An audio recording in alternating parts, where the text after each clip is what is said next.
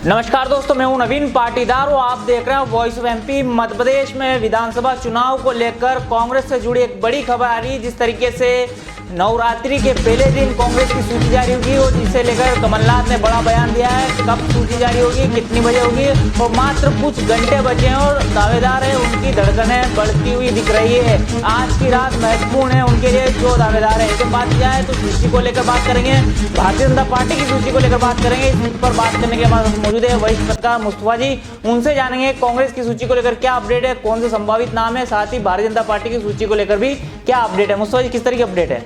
देखिए नवीन, आपने बिल्कुल ठीक बात कही और जो कहा आपने कि आज की रात बहुत महत्वपूर्ण रात है और जो प्रत्याशी है, जो दावेदार है, जो टिकट के चाहने वाले हैं, जो चुनाव लड़ना चाहते हैं, उनके दिलों की धड़कनें तेज़ नहीं, बहुत ज़्यादा तेज़ होगी, जिसका आप और हम अंदाज़ा नहीं लगा सकते।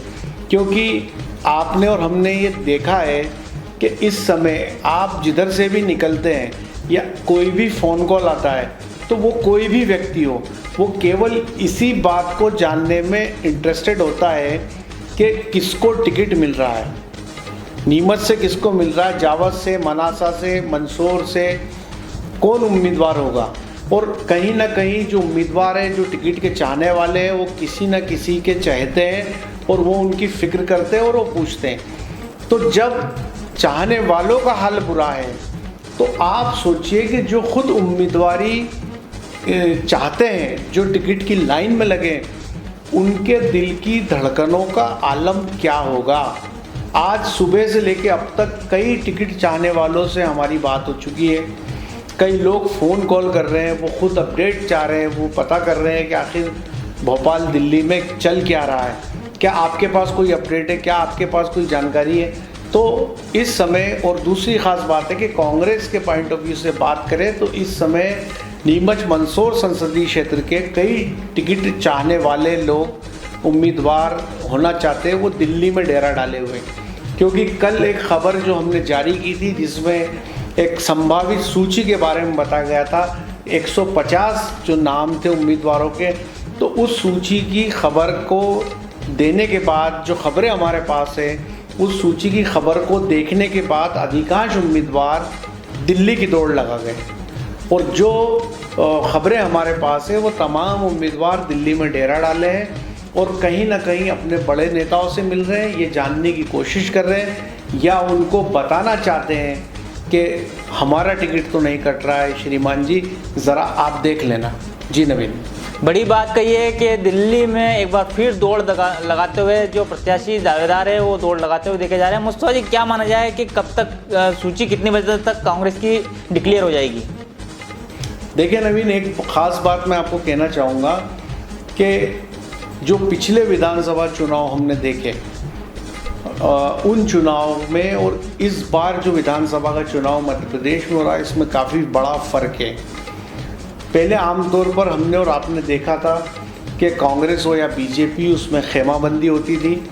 कोई यदि वीडी शर्मा का ख़ास है, कोई हितानंद का ख़ास है, कोई सीएम शिवराज का ख़ास है, कोई नरेंद्र सिंह तोमर का ख़ास है, तो उनके चलते वो अपना टिकट हासिल करने की कोशिश करते थे और ऐसा होता भी था। ठीक कांग्रेस में इससे कई गुना ज़्यादा होता था।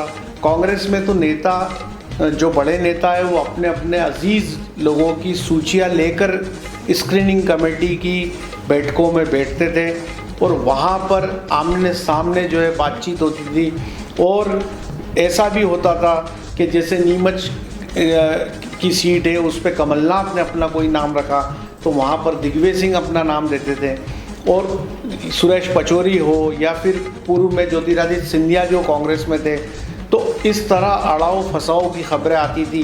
जहां पर सब में समन्वय हो जाता था, वो सूची जारी हो जाती थी और जिन नामों पर ऐतराज़ होता था या एक सीट पर 3 नेता अपने दावेदार को उतारना चाहते थे तो वह उन सीटों को पेंडिंग किया जाता था और फिर अंतिम फैसला हाईकमान के पाले में डाला जाता था। लेकिन इस बार जो चुनाव है, इसमें ना तो ऐसा सिस्टम बीजेपी में है, न ऐसा सिस्टम कांग्रेस में है। इस बार के चुनाव में ना तो किसी उम्मीदवार को जो टिकट चाहता है उसको भोपाल जाने की ज़रूरत है, ना दिल्ली जाने की। क्योंकि दोनों ही राजनीतिक दल, चाहे बीजेपी हो या कांग्रेस, वो लगभग 1.5 से 2 महीने पहले ये तय कर चुके हैं कि किस सीट से किसको उम्मीदवारी देनी। और जो ये तय किया गया है उसके पीछे सीधा सीधा तरीका जो है वो है गोपनीय सर्वे का। और दोनों ही दलों ने अलग अलग एजेंसियों से, अलग अलग माध्यमों से समूचे मध्य प्रदेश की 230 विधानसभा सीटों पर अपने गोपनीय सर्वे करवाए और उस गोपनीय सर्वे के आधार पर ये तय किया कि वहाँ से उनकी पार्टी का कौन नेता सीट निकाल सकता है और उसी के आधार पर इस बार टिकट दिए जा रहे हैं। रही बात नाम अनाउंस करने की, सूची जारी करने की, तो वो एक स्ट्रेटेजी के तहत दोनों राजनीतिक दल सूची जारी करेंगे। बीजेपी की अपनी स्ट्रेटेजी है, कांग्रेस की अपनी स्ट्रेटेजी है। और जैसा कि पहले से ही पता था कि कांग्रेस नवरात्रि के बाद शुरू होने के बाद ही, श्राद्ध पक्ष के बाद ही सूचियां जारी करेगी।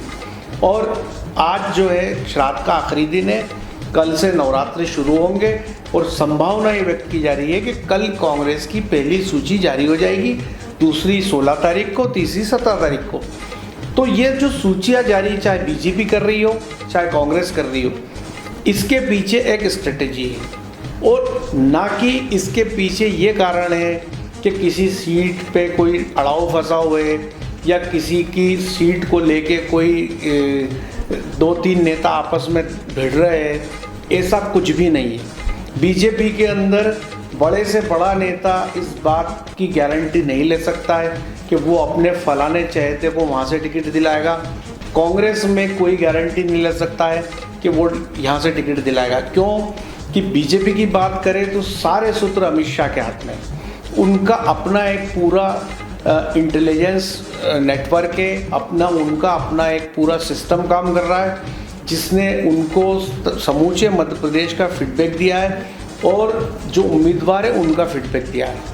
तो ऐसे में सारी स्क्रूटनी अमित शाह के दफ्तर से चल रही है और जो मध्य प्रदेश से जो उनको जानकारी लेनी थी, चाहे वो सीएम शिवराज हो, चाहे नरेंद्र सिंह तोमर हो, चाहे वीडी शर्मा हो, वो फीडबैक उन्होंने उनसे ले लिया और अब उसके आधार पे सूचियों में नाम किसके निकलेंगे ये मध्य प्रदेश के किसी नेता को नहीं पता है।